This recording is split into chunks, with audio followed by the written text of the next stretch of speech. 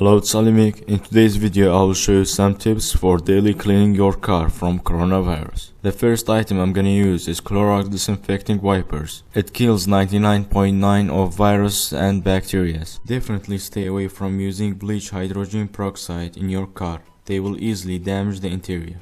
And the second item is hand sanitizer. According to CDC, Center of Disease Control and Prevention, alcohol solution that contains 70% should be effective to kill coronavirus. So let's take one out, and if you are using the hand sanitizer, apply it on a clean microfiber towel and you are good to go.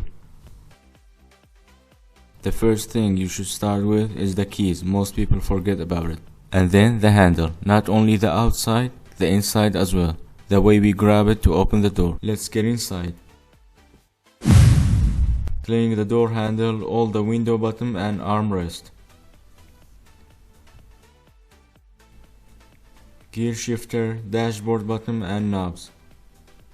If your car has a touch screen, you should not use any solution that contain ammonia. It will remove the anti-glare and anti-finger coating on the screen. And the most important thing is the steering wheel. Study shown that steering wheel 4 times dirtier than public toilet seats. If you couldn't find any of those items, soap and water safe for using for the interior with a gentle touch. When using soap and water on fabric, avoid using too much water. It could create musty smell or growing mold.